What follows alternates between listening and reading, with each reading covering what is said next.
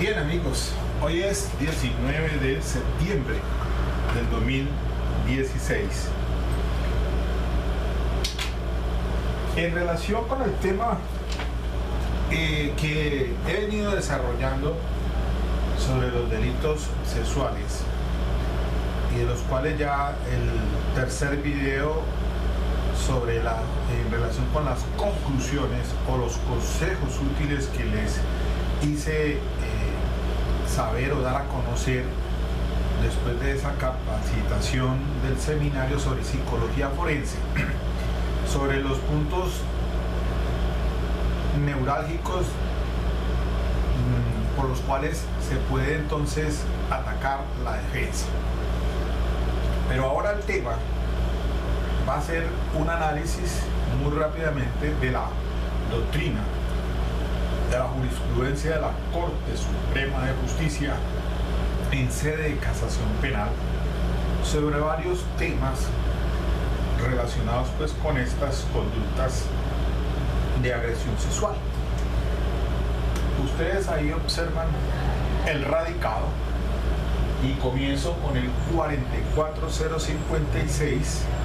Esa providencia es del 28 de octubre de 2015. La magistrada ponente Patricia Salazar Cuellar. De igual manera, después viene una sentencia que es la 43866. Esa es del 16 de marzo de este año, también de Patricia Salazar Cuellar. Seguidamente la 41724, esa es más reciente, ya el 13 de julio de este año, del doctor Eider Patiño Cabrera. Y la 43916, que esa es del 31 de agosto de 2016, de la magistrada Patricia Salazar Cuellar. Todas tienen que ver fundamentalmente con el tema que he venido desarrollando sobre los delitos sexuales. Entonces, para que sigamos en una secuencia, en un orden sistemático, partamos de la base de que con la ley 1652 del 2013 se adicionaron algunos artículos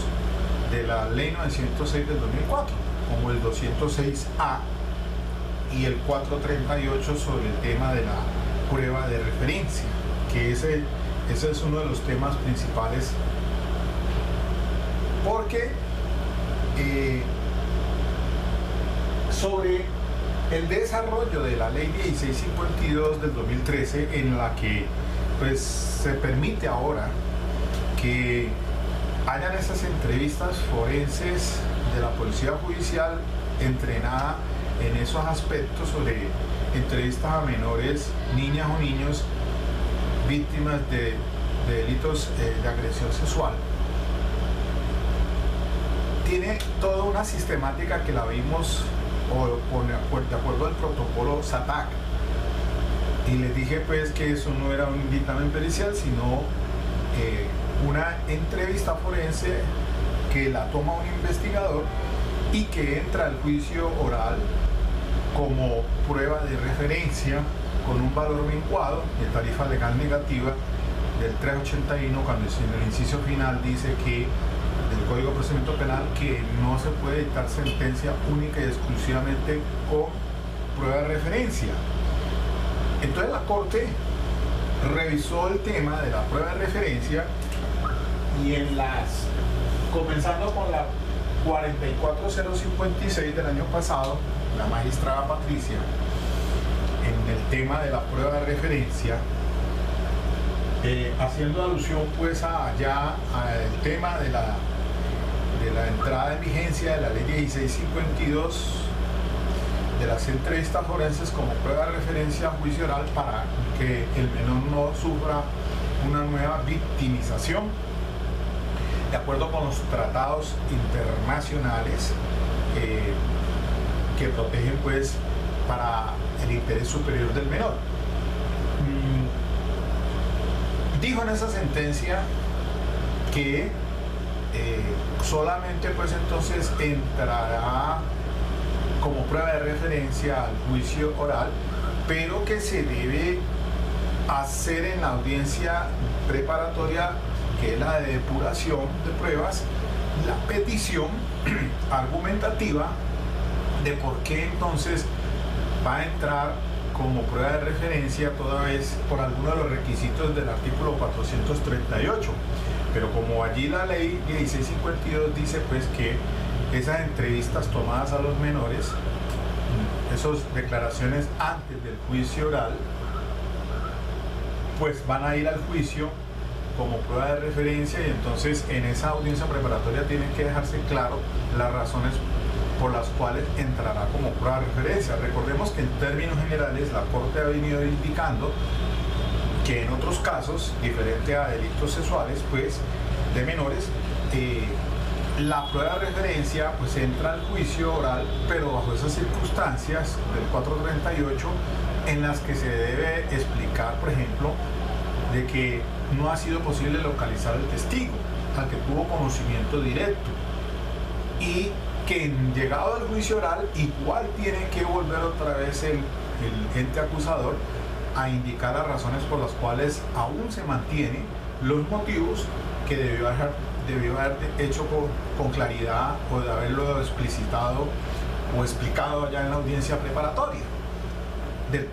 porque en el caso tal no ha sido posible localizar a ese testigo, porque ya lo dijo la Corte Suprema de Justicia, y la magistrada Patricia Salazar Cuellar parece ser que la que ha cogido más esta línea jurisprudencial, porque recordemos esa radicado 46.153 del 2015, que es una sentencia 46.153 del 2015, una sentencia que trae varios temas, entre ellos el de la prueba de referencia de las declaraciones anteriores al juicio oral, cuando entren como prueba de referencia, haciendo la claridad que una cosa es si es sobre el tema de prueba o si es medio de prueba. En este caso, cuando entran en entrevistas como medio de prueba. La Corte entonces deja sentada las bases en la 44056, que para que entren a juicio oral como prueba de referencia pues deben cumplirse con esos requisitos. Igualmente, en la sentencia 43866 ya hace el análisis en relación con todo lo que se introdujo con la ley 1652 del 2013, los pasos que se deben de seguir, el protocolo de SATA para las entrevistas forenses, y de cómo entonces se introducen esas entrevistas forenses y cómo entran al juicio oral como evidencia física. Entonces, esas declaraciones anteriores al juicio oral de la Corte Suprema de Justicia ha indicado que siendo el tema principal de que las entrevistas o declaraciones antes del juicio oral sirven para dos cosas: una, para refrescar memoria, o para impugnar credibilidad, pero que frente a los delitos sexuales donde sean víctimas menores de edad, la cosa es diferente. Ya no tiene ese valor para que entren esas declaraciones al juicio oral con fines de impugnación de credibilidad, sino que se admiten como prueba ilimitada, y pese a que al juicio oral llegue a declarar el menor, no obstante eso, esas entrevistas o esas declaraciones anteriores al juicio oral tendrán el valor de prueba ilimitada. Es decir, que no pueden utilizarse si hay contradicciones del menor allá, para que con fines de impugnación de credibilidad se le haga leer ese documento. Ya la Corte dice que no es la dinámica, porque la razón de ser es que hay que estar principalmente evitando que se victimice otra vez a ese menor. Y otra cosa que también resalta la Corte Suprema de Justicia ahora con esta decisión de la 43916 del 31 de agosto del 2016, recogiendo pues incluso el presidente Patricia Salazar Cuellar recoge sus anteriores, la 44056 y la 43866, para indicar que efectivamente ahora esas declaraciones anteriores al juicio oral en los menores que han sido víctimas de delitos sexuales, pues entonces entran con esa connotación de que sean admitidas como prueba ilimitada.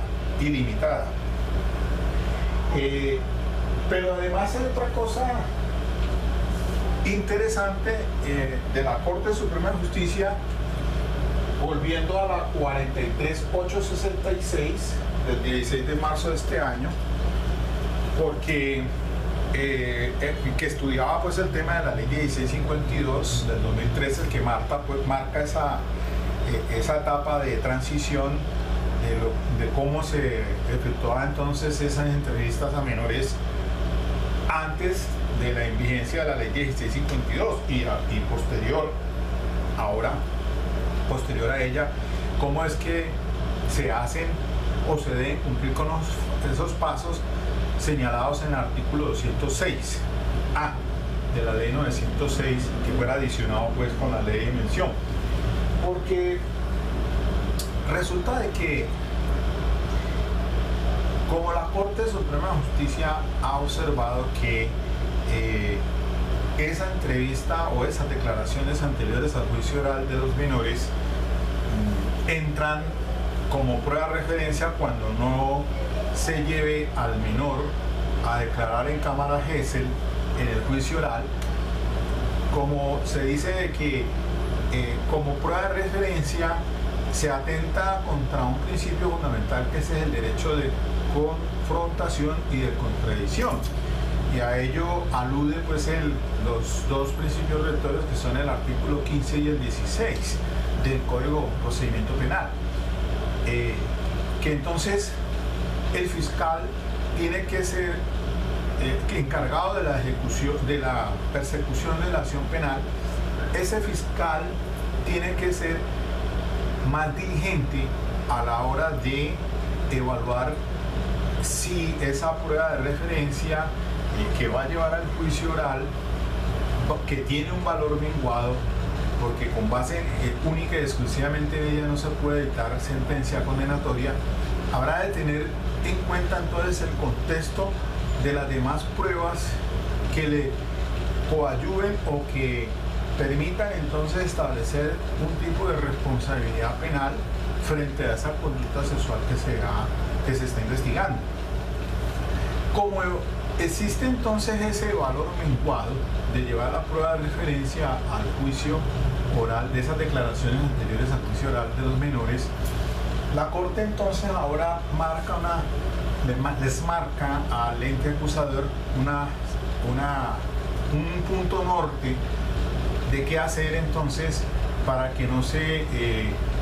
para que por lo menos se permita al acusado que ejerza el derecho de confrontación o de contradicción. Y entonces en esta sentencia 43866 la Corte Suprema de Justicia dice: el fiscal puede entonces realizar la prueba anticipada, la que está señalada en el artículo 154 numeral segundo, concordante con el artículo 284. Y les recuerdo que aquí existe la sentencia C1154 del 2005, que ya la C1154 del 2005 se pronunció sobre el artículo 15 del principio de contradicción. Efectivamente, la Corte Constitucional en esa ocasión se refirió pues a declarar exequible el tema de la prueba anticipada, si se cumple con unos parámetros que en esencia es lo que he dado a conocer en otras oportunidades como dicotomía de la prueba. A ver, explico un poquito de eso. De todas maneras, para que se realice la prueba anticipada, entonces,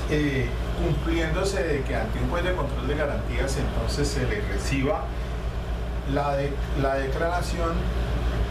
al menor víctima de un delito sexual,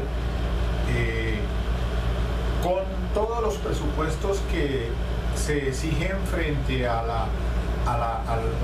prueba que se debe llevar al juicio oral ante el juez de conocimiento. Entonces, en esencia, entonces, es para que se pueda ejercer ese derecho de confrontación o de contradicción por parte del acusado a través de la defensa, porque hay ciertas limitantes, digámoslo así, para la defensa, como lo veíamos nosotros o les explicaba en mis videos anteriores, de la dinámica que se presenta por parte del rol de la defensa para atacar esos puntos neurálgicos cuando se trata de esas entrevistas forenses que realiza la policía judicial experta en esos temas. Entonces dice la Corte, bueno, listo, pues que el ente acusador puede entonces realizar la prueba anticipada, porque la prueba anticipada, si se hace con todo el rigorismo ante un juez, ejerciendo el derecho de contradicción, esa prueba anticipada, mire que como tal, cuando se presenta el escrito de acusación en su numeral 5, en el numeral 5, literal B, dice que la transliteración de lo que entrará como prueba anticipada. Prácticamente existen dos pruebas ya con ese calificativo como tal, que no son elementos de prueba, sino que ya son pruebas. ¿Cuáles son? La prueba anticipada y lo de las estipulaciones probatorias. Porque si se estipula si se estipulan hechos, y ahora recordemos esa sentencia que por ahí que traje en la colación por el caso de Edgar Zúñiga, el juez de garantías acá, que fuera investigado por prevaricato por acción, surge entonces o cambia la línea jurisprudencial en el entendido de que como se estipulan son hechos, ya no es necesario entonces anexarle elementos materiales de prueba, y como tal entonces entrará al juicio, pero no habrá un debate sobre ello, porque ya prácticamente se está aceptando como prueba esas estipulaciones. Lo mismo sucede entonces con la prueba anticipada. Como tal, entonces cumplió con lo de por lo menos la prueba anticipada cumple con lo de la dicotomía de la prueba, es decir, que la prueba fue realmente llevada bajo los principios de contradicción y de inmediación, que es en esencia las bases pilares del sistema penal acusatorio. Sin embargo, el artículo 284 del Código de Procedimiento Penal sí advierte en el numeral tercero que los requisitos para la prueba anticipada es que sea por motivos fundados y extrema necesidad y para evitar la pérdida o alteración del medio probatorio. Ese es uno de los requisitos a la hora de ir ante un juez de garantías, el fiscal, a pedir esa prueba anticipada, para que quede ya allí y entonces se le evite eso, evitar que entre al juicio oral esa entrevista o declaración de los menores antes del juicio oral como prueba de referencia, con un valor menguado. Ya iría entonces dándose razones suficientes para que el juez de la causa entre a dictar una decisión o una sentencia, bien sea pues, absolutoria o condenatoria. Ahí les dejo esa inquietud. Ustedes qué piensan, hagan sus propias conclusiones, cómo se va matizando por parte de la Corte Suprema de Justicia con este tema de los delitos sexuales. Entonces le dicen al fiscal, practique la prueba como prueba anticipada. Segundo, las declaraciones anteriores como prueba de referencia, ya lo expliqué, y admitir como pruebas de utilización, ilimitada las declaraciones anteriores al juicio oral de los menores que han sido víctimas de delitos. La sentencia pues 43916, que les recomiendo que se lean porque es así, introduce unos conceptos temáticos muy importantes por parte de la Corte Suprema de Justicia. Bueno, espero que les haya servido esto. Seguimos analizando, sigo analizando